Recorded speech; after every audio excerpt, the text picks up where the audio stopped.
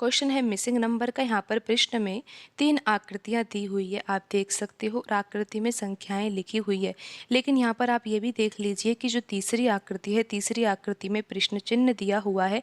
तो हमें तो यहाँ पर यही ज्ञात करना है कि प्रश्न चिन्ह के स्थान पर कौन सी संख्या आएगी। तो आप यहाँ पर समझिए सबसे पहले पैटर्न को कि यहाँ पर संख्याओं के बीच में कौन सा पैटर्न लग रहा है। तो पहली आकृति में आप देखिए कि यहाँ पर लिखा हुआ है 6 और यहाँ पर है 12, 18, 30। तो आप यहाँ पर ये समझिए कि यहाँ पर 6 लिखा हुआ है, तो ये तीनों संख्याएं जो है वो 6 के पहाड़े में ही आती है, बिल्कुल आती है। 12 जो है, 18 है, 30 है, ये तीनों संख्याएं जो है वो 6 के पहाड़े में ही आती है। तो ये तीनों संख्याएं जो लिखी हुई है ये 6 की गुणज है। अब आप इसी पैटर्न को यहाँ पर दूसरी आकृति में लगा कर देखिए। यहाँ पर लिखा हुआ है 8, तो यहाँ पर 16, 32, 40, ये तीनों जो संख्याएं हैं वो 8 के पहाड़े में ही आती है, 8 की गुणज है ये तीनों संख्याएं। तो अब हम यहाँ पर पता लगाते हैं कि प्रश्नवाचक चिन्ह के स्थान पर कौन सी संख्या आएगी।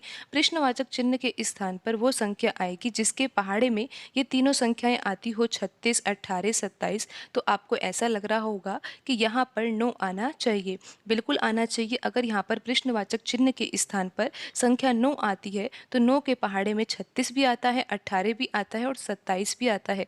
तो यहाँ पर प्रश्नवाचक चिन्ह के स्थान पर कौन सी संख्या आनी चाहिए? 9 आनी चाहिए। आप एक बार ऑप्शन से भी देख लीजिए। ऑप्शन ए में लिखा हुआ है 12, तो क्या 12 यहाँ पर आ सकता है प्रश्नवाचक चिन्ह के स्थान पर? अगर हम यहाँ पर 12 लिखते हैं तो ये तीनों संख्याएं 12 की गुणज नहीं है। यहाँ पर 36 को तो हम 12 का गुणज कह सकते हैं, 36 12 के पहाड़े में आता है, लेकिन 18 और 27 नहीं आता है। तो यहाँ पर ऑप्शन ए तो सही नहीं हो सकता है। ऑप्शन बी में लिखा हुआ है 15, तो 15 भी यहाँ पर नहीं आ सकता क्योंकि ये तीनों संख्याएं ही 15 की गुणज नहीं है। अब आप देखिए ऑप्शन सी में लिखा हुआ है 6, तो क्या यहाँ पर 6 हो सकता है? 6 भी नहीं हो सकता क्योंकि यहाँ पर 36 और 18 तो 6 के पहाड़े में आते हैं, लेकिन 27 जो है वो 6 के पहाड़े में नहीं आता है। तो इस कारण यहाँ पर 6 भी नहीं हो सकता है। तो अब आप देख ही लीजिए कि ऑप्शन डी में लिखा हुआ है 9, तो यही सही आंसर होगा। पर कैसे ये सही आंसर होगा? आपको पैटर्न यहाँ पर समझ में आ ही गया है कि यहाँ पर जो ये तीनों संख्याएं हैं, 36 है, 18 है, 27 है, ये तीनों संख्याएं ही क्या होगी? 9 की गुणज होगी। इसीलिए यहाँ पर प्रश्नवाचक चिन्ह के स्थान पर कौन सी संख्या आनी चाहिए? संख्या यहाँ पर 9 आनी चाहिए। क्वेश्चन है मिसिंग नंबर का। हमें यहाँ पर ये पता लगाना है कि प्रश्न चिन्ह के स्थान पर कौन सी संख्या आएगी। तो आइए सबसे पहले हम यहाँ पर पैटर्न को समझते हैं। तो यहाँ पर देखिए कि जो पंक्ति पहली है, पहली पंक्ति में 3 संख्याएं हैं, 2 है, 3 है और यहाँ पर लिखा हुआ है 28। तो इन तीनों संख्याओं में क्या संबंध है? तो यहाँ पर आपको हम बिल्कुल नया पैटर्न समझाने जा रहे हैं और इस पैटर्न से भी प्रश्न पूछे जाते हैं। आप यहाँ पर ध्यान से समझिए कि यहाँ पर लिखा हुआ है 2 और यहाँ पर लिखा हुआ है 3। आप इन दोनों अंकों से एक संख्या भी तो बना सकते हो ना, जिसका पहला अंक 2 हो और दूसरा अंक यहाँ पर 3 हो, यानी कि इकाई का अंक यहाँ पर 3 हो और दहाई का अंक 2 हो। तो यहाँ पर 2 और 3 से एक संख्या बन जाएगी और संख्या क्या होगी? 23। और अगर 23 में 5 जोड़ा जाता है तो कितना आ जाता है? 28 आ जाता है। और आप देख सकते हो कि यहाँ पर 28 ही लिखा हुआ है। अब यहाँ पर दूसरी पंक्ति में देखिए कि 4 लिखा हुआ है और यहाँ पर 5 लिखा हुआ है। अगर 4 और 5 इन दोनों अंकों से हम संख्या बनाए तो संख्या का पहला अंक हम 4 लिख रहे हैं और दूसरा अंक हम 5 लिख रहे हैं, तो संख्या यहाँ पर बन रही है 45। जैसे हमने यहाँ पर 2 और 3 से 23 बनाया है, उसी प्रकार 4 और 5 से हमने कौन सी संख्या बना दी? 45 बना दी। और 45 में भी हम 5 जोड़ते हैं तो यहाँ पर कितना आ जाता है? 50 आ जाता है। और आप देख सकते हो यहाँ पर 50 ही लिखा हुआ है। अब आप यहाँ पर देखिए कि जो पंक्ति तीसरी है इसमें हमें पता लगाना है कि प्रश्न चिन्ह के स्थान पर कौन सी संख्या आएगी। तो ये अब हम जल्दी से पता लगा ही लेते हैं। यहाँ पर 3 है और 5 है, इन दोनों अंकों से हमें संख्या बनानी है। तो संख्या का पहला अंक तो हमें 3 लिखना है और दूसरा अंक क्या लिखना है? 5 लिखना है। फिर ये संख्या तो क्या बन जाएगी? 35 बन जाएगी। अभी हमें 35 में 5 भी जोड़ना होगा तो यहाँ पर कितना आ जाएगा? 40 आ जाएगा। तो यहाँ पर प्रश्न चिन्ह के स्थान पर कौन सी संख्या आएगी? संख्या आएगी 40 और यहाँ पर ऑप्शन डी सही होगा। क्वेश्चन है यहाँ पर मिसिंग नंबर का। हमें यहाँ पर ये पता लगाना है कि प्रश्नवाचक चिन्ह के स्थान पर कौन सी संख्या आएगी। तो उससे पहले तो हम यहाँ पर पैटर्न को जान लेते हैं कि यहाँ पर पैटर्न कौन सा लगेगा। तो आप यहाँ पर देख सकते हो कि जो दूसरी पंक्ति है उसमें संख्याएं लिखी हुई है 9, 17 और 69। इन्हीं तीनों संख्याओं में क्या संबंध है? सबसे पहले तो हम यहाँ पर ये पता लगाते हैं। तो आप यहाँ पर देखिए ध्यान से कि ये किस तरीके से प्रश्न हल होगा। यहाँ पर लिखा हुआ है 9 और यहाँ पर लिखा हुआ है 17। इन्हीं दोनों संख्याओं से हम यहाँ पर 69 को लाने का प्रयास करते हैं। तो यहाँ पर आपको क्या करना होगा, यहाँ पर लिखा हुआ है 9। अगर आप 9 का गुणा 2 से करते हो तो कितना आता है, 18 आ जाता है। और 17 का गुणा आपको किससे करना चाहिए, 17 का गुणा करना चाहिए 3 से। तो 17 तिया 51 होता है। और जब आप 51 और 18 को जोड़ते हो तो 69 आ जाता है, और यहाँ पर 69 ही लिखा हुआ है। आप एक बार फिर से समझिए कि किस तरीके से यहाँ पर 9 और 17 के द्वारा 69 को लाया जा सकता है। तो यहाँ पर हमें 9 में तो किसका गुणा करना होगा, 2 का, जिससे कि 9 दूनी 18 हो जाएगा। और 17 में गुणा किसका करना होगा, 3 का। 17 तिया 51 हो जाएगा। 9 गुणा 2 करेंगे तो कितना आ जाएगा, 18, प्लस 17 गुणा 3 करेंगे तो 51, और 51 और 18 मिलकर क्या हो जाएगा, 69 हो जाएगा। तो यहाँ पर 69 तो आ गया 9 और 17 के द्वारा। लेकिन अभी हमें इस पैटर्न की जांच करनी होगी। जांच करने के लिए हमें तीसरी पंक्ति में जो संख्याएं लिखी हुई है उन संख्याओं में यही पैटर्न लगाकर देखना होगा। हम यहाँ पर 13 और 11 के द्वारा 59 को लेकर आएंगे, देखते हैं कि आता है क्या नहीं।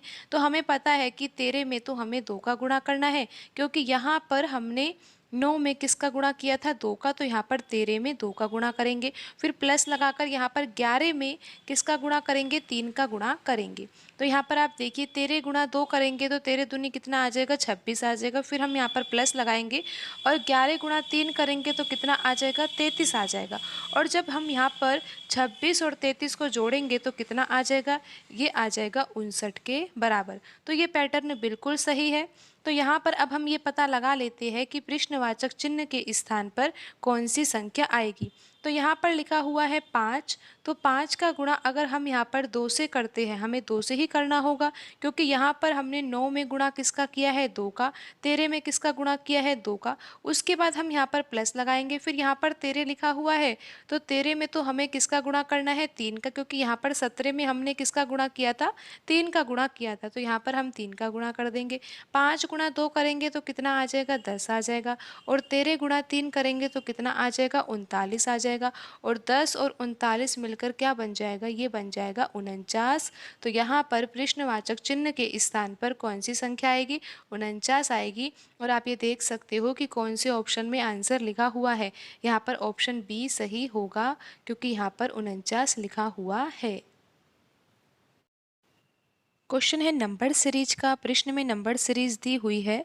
हमें पता लगाना है कि इस नंबर सीरीज में कौन सी संख्या गलत लिखी हुई है। हमें इस सीरीज में गलत नंबर को छांटना है, लेकिन उससे पहले तो हमें ये पता लगाना होगा कि इस सीरीज में पैटर्न कौन सा लग रहा है। तो जो संख्या पैटर्न को फॉलो नहीं करेगी वही संख्या यहाँ पर इस सीरीज में गलत होगी।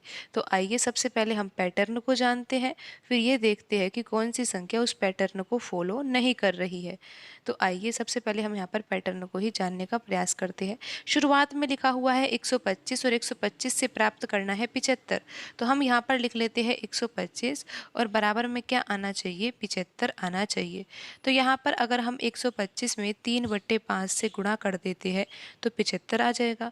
कैसे आएगा, अगर आप 5 से 125 को काटोगे तो ये 25 बार कटेगा, और 25 का गुणा 3 से करेंगे तो 75 आ जाएगा।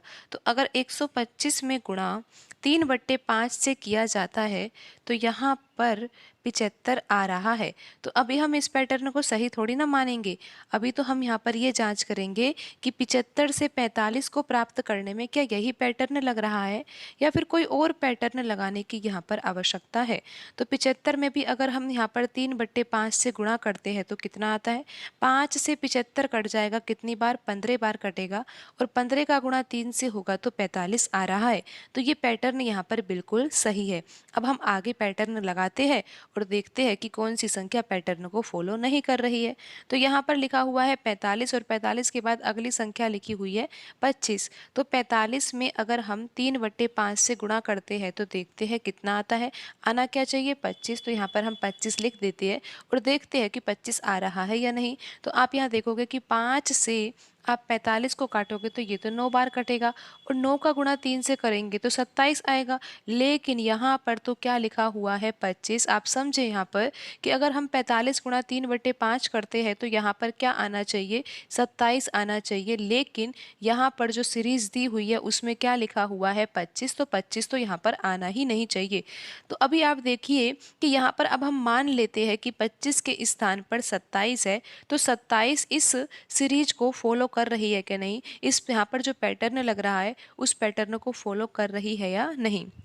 तो 27 में अब हम ये पैटर्न लगाकर देखते हैं, तो 27 में भी तो हमें 3/5 का ही गुणा करना होगा और यहाँ पर आंसर आना चाहिए 16.2, क्योंकि 27 के बाद यानी कि जो 25 के बाद जो अगली संख्या है वो 16.2 है।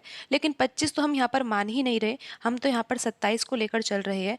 और अब हम यहाँ पर ये देखते हैं कि 16.2 आ रहा है या नहीं। अगर 16.2 आ जाता है तो फिर यहाँ पर 25 जो है वो संख्या गलत होगी। तो यहाँ पर अब आप देखिए कि 27 का गुणा 3 से किया जाएगा तो 81 आ जाएगा। 27 का गुणा 3 से किया जाएगा तो 81 आ जाएगा। और 81 में अगर हम 5 से भाग देते हैं तो ये कितनी बार जाएगा, ये जाएगा 16.2 बार। और यहाँ पर 16.2 ही आ रहा है, तो यहाँ पर ये पैटर्न बिल्कुल सही है। और यहाँ पर जो ये हमने 25 संख्या जो यहाँ पर 25 आया है प्रश्न में लिखा हुआ, इस 25 के स्थान पर क्या आना चाहिए, 27 आना चाहिए। तो यहाँ पर कौन सा आंसर सही होगा, ऑप्शन डी यहाँ पर सही होगा कि 25 जो लिखा हुआ है वो गलत संख्या है। क्वेश्चन है नंबर सीरीज का। यहाँ पर प्रश्न में नंबर सीरीज दी हुई है।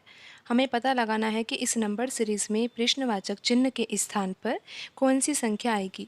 तो आइए सबसे पहले हम यहाँ पर समझते हैं कि यहाँ पर जो ये सीरीज दी हुई है, सीरीज में कौन सा पैटर्न लग रहा है और उसके बाद ये पता लगाते हैं कि यहाँ पर प्रश्नवाचक चिन्ह के स्थान पर कौन सी संख्या आएगी।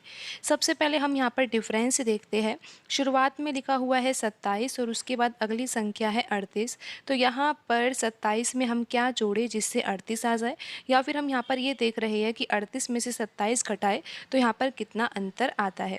तो यहाँ पर अंतर आएगा 11 का। फिर आप आगे देखिए कि 38 के बाद 71 लिखा हुआ है और 71 में से अगर 38 घटाया जाता है तो यहाँ पर कितना अंतर आता है, यहाँ पर अंतर आता है 33 का।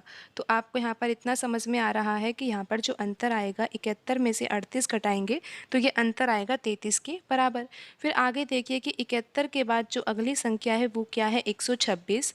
तो 126 में से जब हम 71 घटाते हैं तो यहाँ पर कितना आता है अंतर, 55 के बराबर ये अंतर आता है। तो यहाँ पर हम लिख लेते हैं 55। फिर आगे देखिए कि 126 के बाद जो अगली संख्या है वो है 203। तो 203 में से हम 126 घटाते हैं और देखते हैं कि यहाँ पर कितना डिफरेंस आएगा। तो यहाँ पर डिफरेंस आएगा 77 का। तो आपको यहाँ पर इतना समझ में आ गया है कि यहाँ पर जो ये अंतर आ रहा है वो कितना कितना आ रहा है, यहाँ पर 77 का अंतर आएगा। तो अब हमें पता लगाना है कि जो आगे संख्या आएगी उसमें से अगर हम 203 को घटाएंगे तो यहाँ पर कितना अंतर आएगा।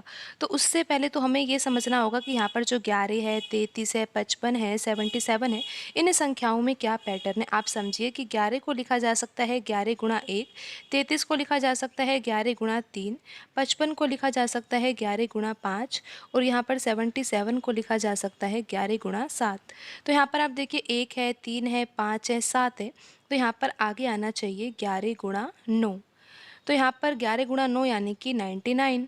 तो यहाँ पर अब आपको ये समझ आ गया कि यहाँ पर जो आगे संख्या आएगी प्रश्नवाचक चिन्ह के स्थान पर वो संख्या बड़ी संख्या होगी, 203 से बड़ी होगी। क्यों होगी, क्योंकि आप देख रहे हो कि ये सीरीज़ बढ़ते क्रम में है। तो यहाँ पर जो संख्या आएगी प्रश्नवाचक चिन्ह के स्थान पर ये 203 से बड़ी संख्या होगी। और कितनी बड़ी संख्या होगी इसके लिए आपको पता है कि यहाँ पर 203 में हम 99 जोड़ते हैं तो यहाँ पर ये कितना आएगा, यहाँ पर आएगा ये 2 और यहाँ पर आ जाएगा ये 0 और यहाँ पर आ जाएगा 302। तो आप यहाँ पर समझिए कि यहाँ पर जो आंसर आएगा वो क्या आएगा, 302 आएगा। अगर हम यहाँ पर 302 लिखते हैं और यहाँ पर 302 में से 203 घटाते हैं तो यहाँ पर अंतर आएगा 99 का। तो यहाँ पर जो आंसर आएगा वो आएगा 302, लेकिन यहाँ पर ऑप्शन में तो 302 है ही नहीं, तो यहाँ पर ऑप्शन ई आंसर होगा।